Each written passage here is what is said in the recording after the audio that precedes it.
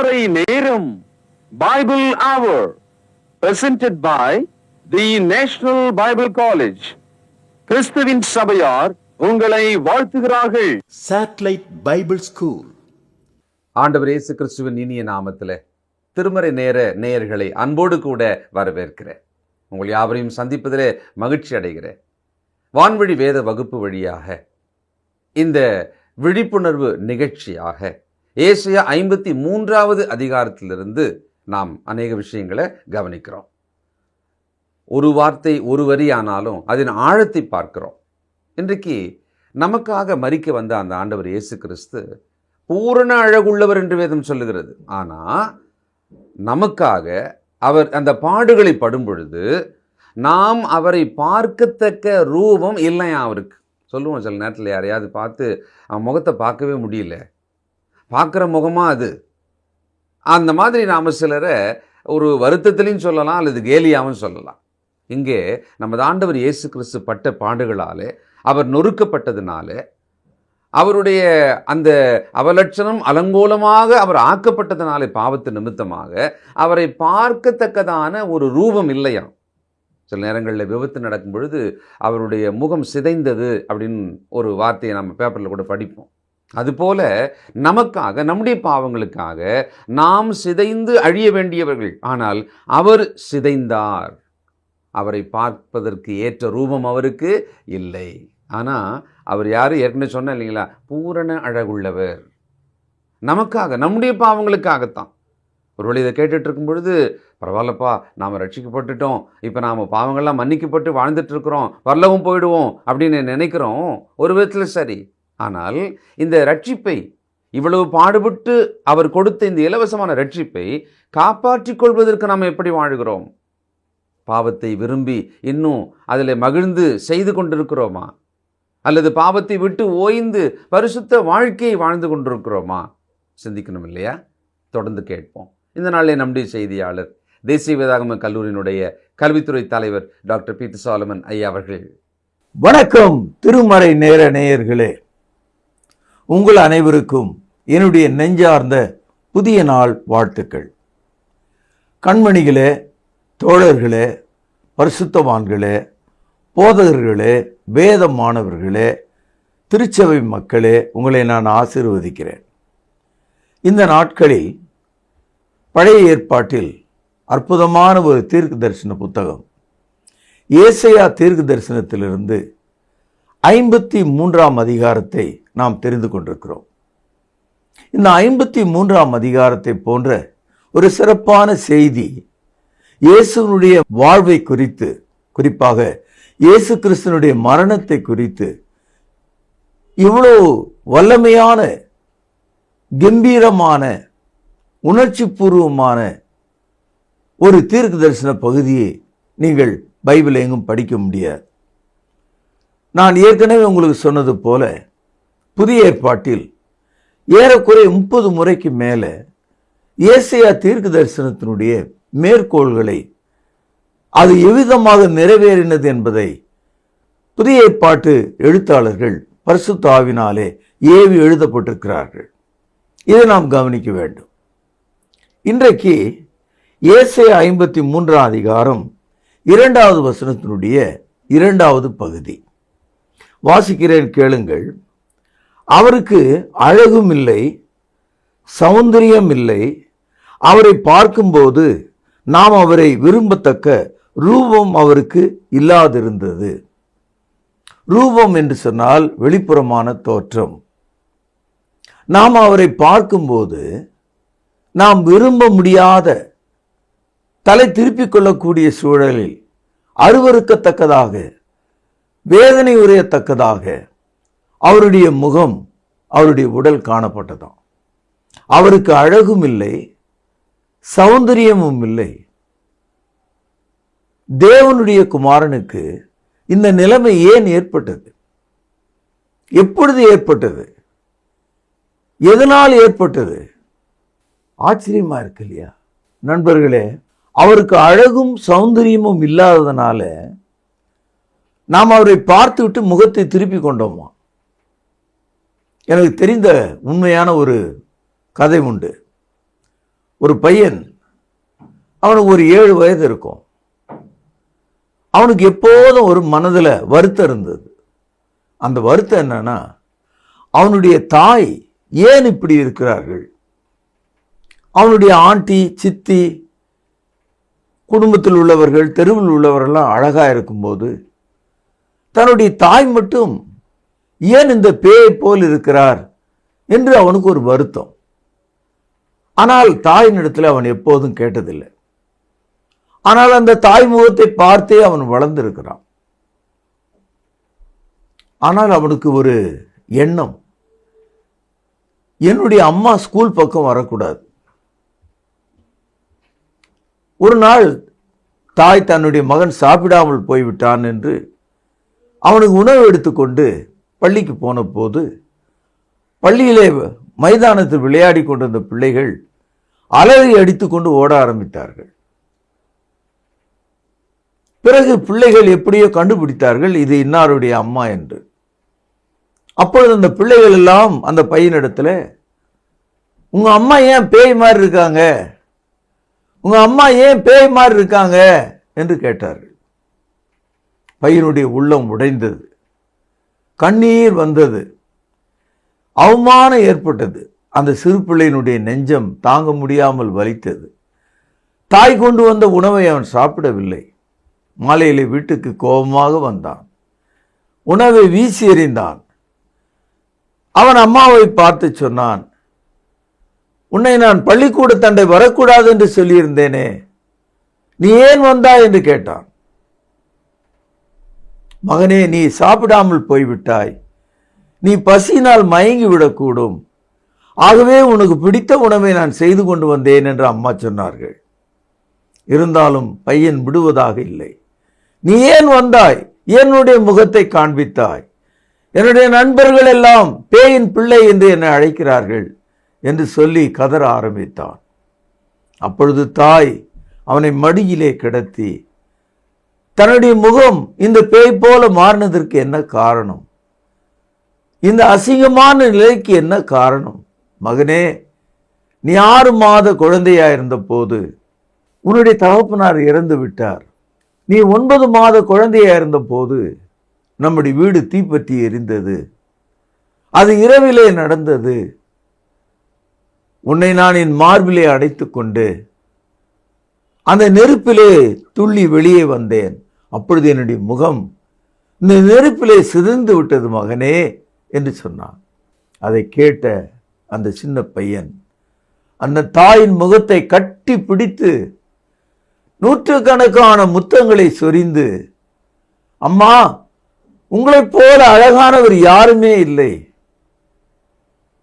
என்னுடைய உயிர் உங்கள் முகத்தில் தெரிகிறது, அந்த தீயிலே நான் எரிந்திருக்க வேண்டும், நீ என் உயிரை காப்பாற்றியதனால் உன் முகம் இப்படி ஆனது, ஆகவே என்னுடைய உயிரை உன் முகம் வெளிப்படுத்துகிறது, my life is on your face என்று அவன் சொன்னானாம். சகோதரர்களே, அவருக்கு அழகும் இல்லை, சௌந்தரியமும் இல்லை. நாம் அவரை காணும்போது அவருக்கு விரும்பத்தக்க ரூபம் இல்லை. நாம் நம்முடைய தலையை திருப்பிக் கொண்டோம். ஏன் தெரியுமா? அவர் நம்முடைய பாவங்களுக்காக, நம்முடைய துக்கங்களை அவர் சுமந்ததனாலே, நம்முடைய அக்கிரமங்களை அவர் ஏற்றுக்கொண்டதனாலே அந்த சிலுவை அவரை அவிதமாக மாற்றிவிட்டது.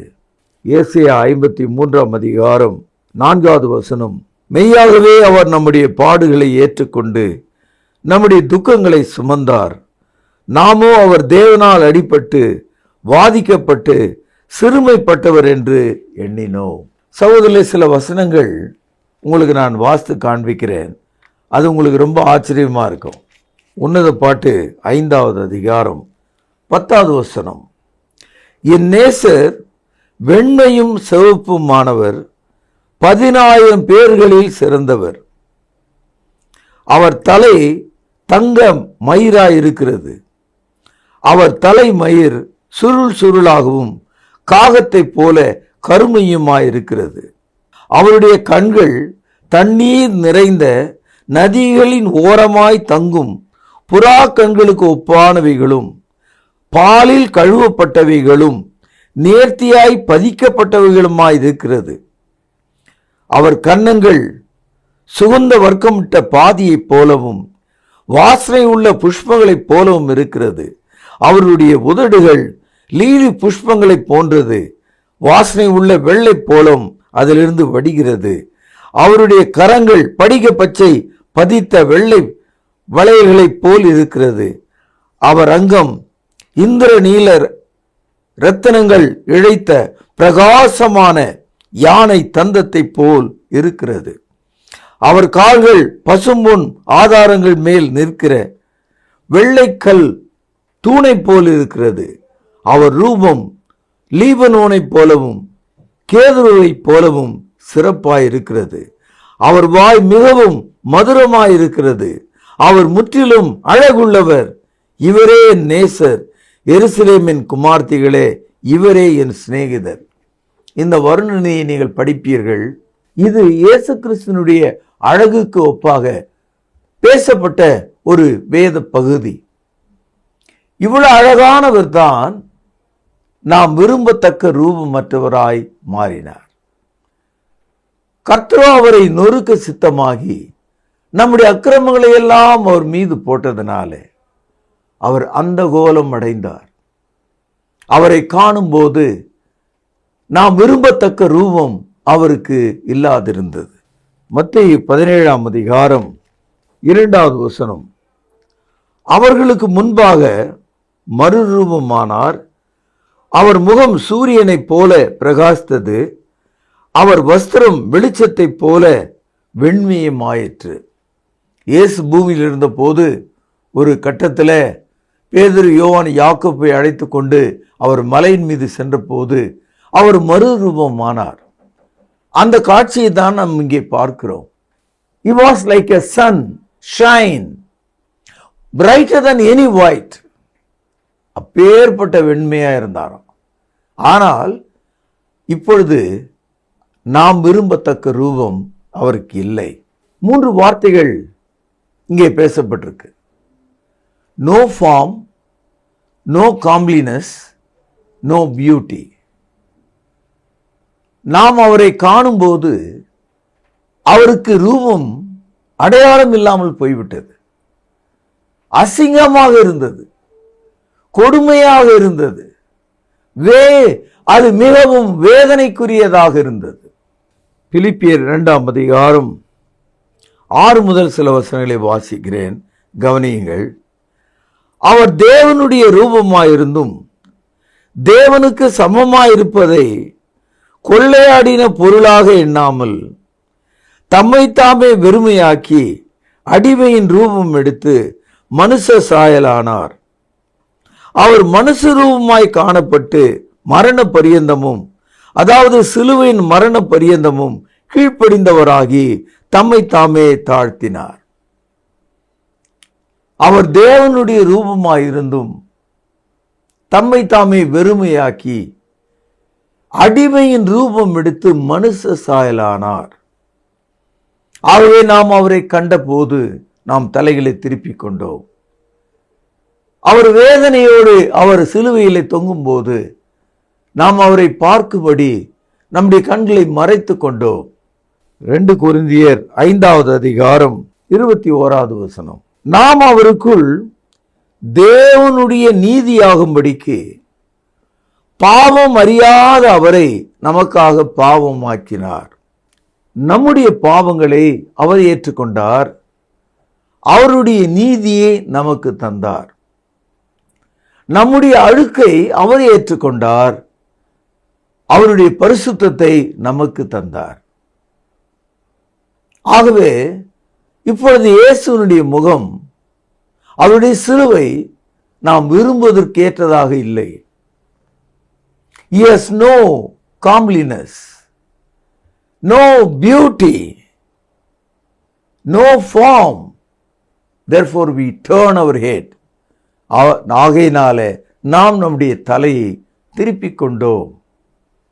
சகோதரரே, யோபு என்ற பரிசுத்தவான் அவனுடைய வாழ்நாள் காலத்தில் அவன் சோதிக்கப்பட்ட போது அவனுடைய உச்சந்தலை முதற்கொண்டு உள்ளங்கால் மட்டுமாக கடுமையான கொப்பள வியாதினாலே சீழினாலே தோல் முழுவதும் அழிந்தவனாக எலும்புகள் துருத்தி கொண்டு தெரியத்தக்கதாக அவன் துன்பப்பட்டான். அதை கண்ட அவனுடைய உற்றார் உறவினர் மனைவி யாவரும் அவனை ஆலோசித்தார்கள். யோபனுடைய புத்தகம் 19ஆம் அதிகாரம். பந்து ஜனங்கள் விலகி போனார்கள், என் சிநேகிதர் என்னை மறந்து விட்டார்கள், என் வீட்டு ஜனங்களும் என் வேலைக்காரிகளும் என்னை அந்நியனாக எண்ணுகிறார்கள், அவர்கள் பார்வைக்கு நான் பரதேசி ஆனேன். கவனியுங்கள், நான் என் வேலைக்காரனை கூப்பிடும்போது அவன் எனக்கு உத்தரவு கொடான், என் வாயினால் நான் அவனை கெஞ்ச வேண்டியதாயிற்று. கவனியுங்கள், என் சுவாசம் என் மனைவிக்கு வேறுபட்டிருக்கிறது, என் கர்ப்பத்தின் பிள்ளைகளுக்காக நான் பரிதபிக்கிறேன். ஒரு மனிதன் தன்னுடைய வாழ்நாள் காலத்தில் தன்னுடைய சொந்த குடும்பத்தில் மனைவியால, வேலைக்காரர்களால, உறவினர்களால, பிள்ளைகளால, சமுதாயத்தினால எவ்வளவு அருவருக்கப்படுகிறான் என்று பாருங்கள். யோபனுடைய புத்தகம் 17ஆம் அதிகாரம் 14 முதல் சில வசனங்களை வாசிக்கிறேன், கவனியுங்கள். அழிவை பார்த்து நீ எனக்கு தகப்பன் என்றேன், புழுக்களை பார்த்து நீங்கள் எனக்கு தாயும் எனக்கு சகோதரியும் என்றேன். என் நம்பிக்கை இப்போது எங்கே? நான் நம்பி இருந்ததை காண்பவன் யார்? சகோதரர்களே, யோபு தன்னுடைய வாழ்க்கையில மற்றவர்கள் தன் முகத்தை பார்க்க முடியாத அருவருப்பு ஏற்பட்ட போது நடந்ததாக இந்த வசனங்களில் நாம் படிக்கிறோம். இதைவிட கேவலமாக, இதைவிட மோசமாக இயேசு சிலுவையிலே தொங்கும்போது அந்த காட்சி காணப்பட்டது. பாருங்கள், அவருக்கு அழகும் இல்லை, சௌந்தரியமும் இல்லை. அவரை பார்க்கும்போது நாம் அவரை விரும்பத்தக்க ரூபம் அவருக்கு இல்லாதிருந்தது. இந்த காட்சி நம்முடைய உள்ளத்தை தைக்கும், நம்முடைய ஆழ்மனதை விட்டும். ஆம், நம்முடைய அக்கிரமங்கள் அவர் மீது வைக்கப்பட்டதனால, அவர் நம்முடைய அக்கிரமங்களை சுமக்கும் நபராக மாறினதுனால அவருடைய முகம் இவ்விதமாக அந்தகாரப்பட்டது. அவருக்கு அழகும் இல்லை, சௌந்தரியமும் இல்லை. யோவான் எழுதிய சுவிசேஷம் 13ஆவது அதிகாரம் 3வது வசனம். தம்முடைய கையில் பிதா எல்லாவற்றையும் ஒப்பு கொடுத்தார் என்பதையும், தாம் தேவனிடத்திலிருந்து வந்ததையும் தேவனிடத்திற்கு போகிறதையும் இயேசு அறிந்து போஜனத்தை விட்டு எழுந்து வஸ்திரங்களை கடற்றி வைத்து ஒரு சீலை எடுத்து அறையிலே கட்டிக்கொண்டு பின்பு பாத்திரத்திலே தண்ணீர் வார்த்து சீஷருடைய கால்களை கழுவவும் தாம் கட்டிக்கொண்டிருந்த சீலைகளால் துடைக்கவும் தொடங்கினார்.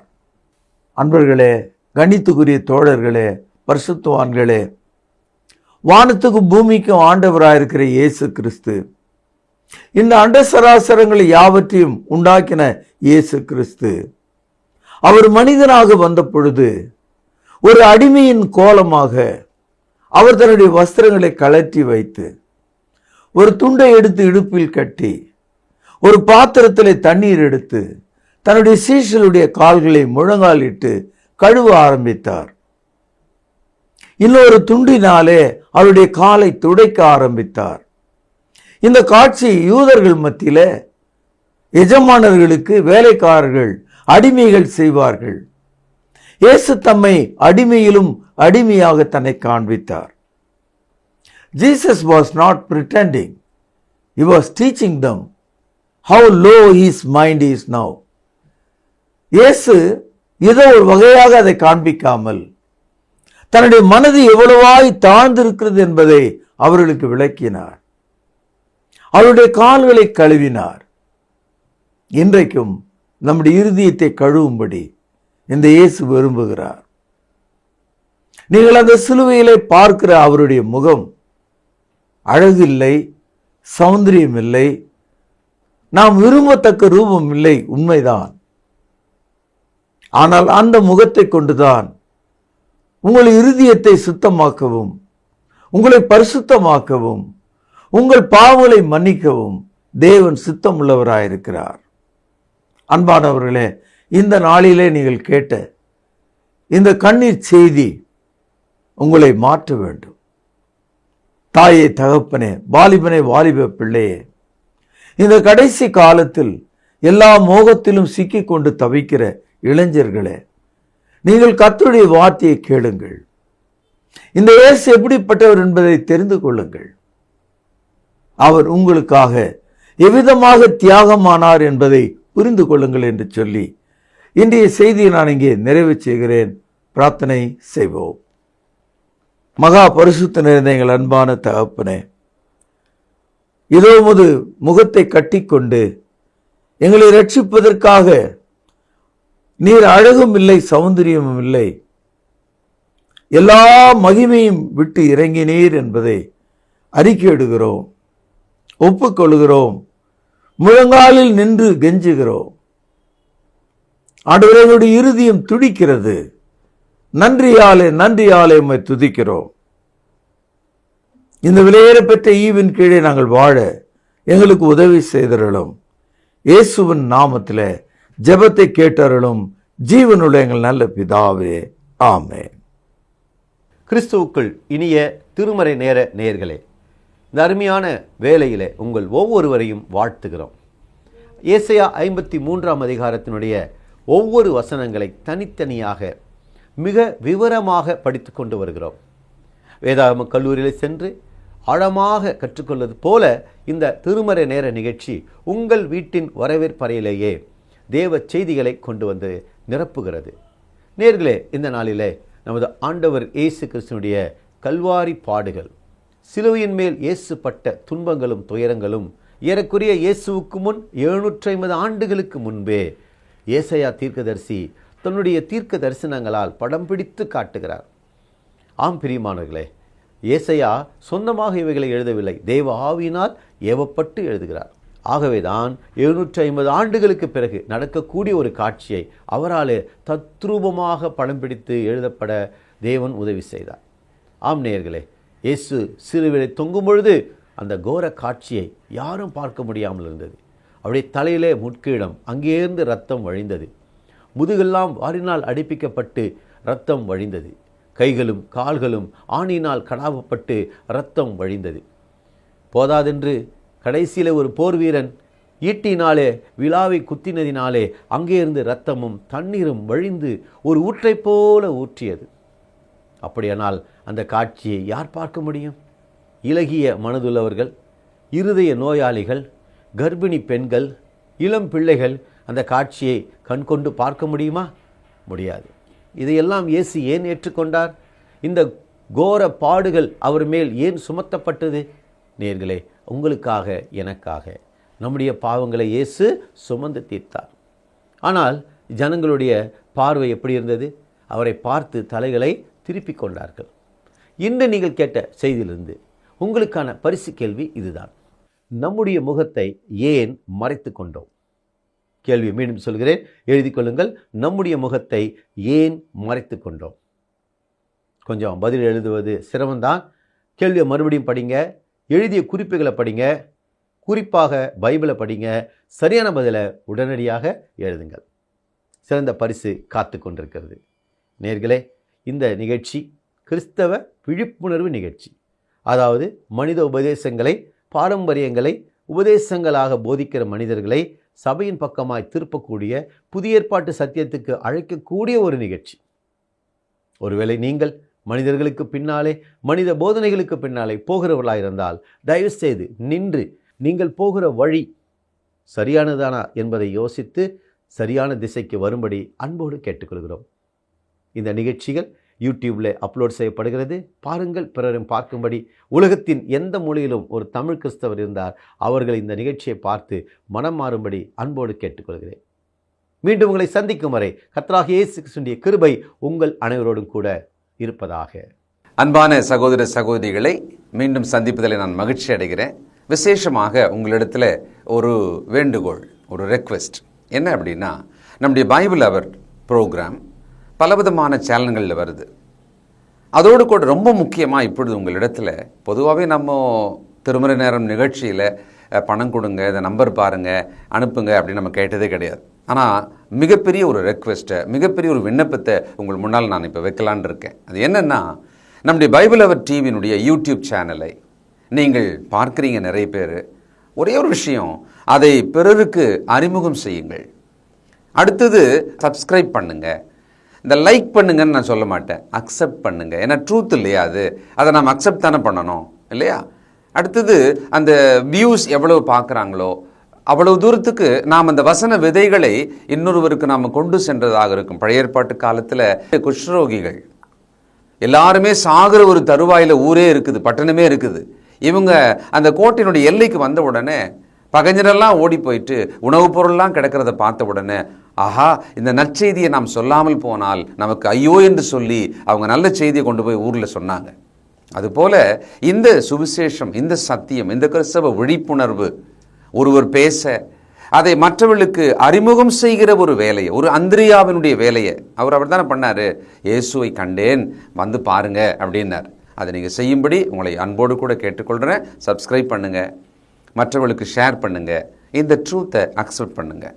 மற்றவர்கள் இதை அக்செப்ட் பண்ணுறதுக்கு நீங்கள் ஒரு கருவியாக, உதவியாக இருங்க. நிச்சயம் இது நிமித்தமாக இந்த சுவிசேஷ ஊழியத்தினுடைய பலனில் உங்களுக்கு பங்குண்டு இல்லையா? God bless you. தேவன் உங்களை ஆசீர்வதிப்பாராக. நன்றி.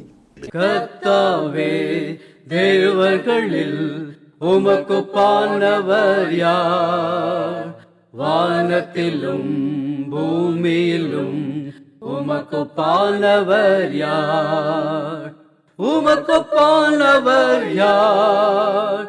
உமக்கு பானவர் யார்? வானத்திலும் பூமியிலும் உமக்கு பானவர் யார்?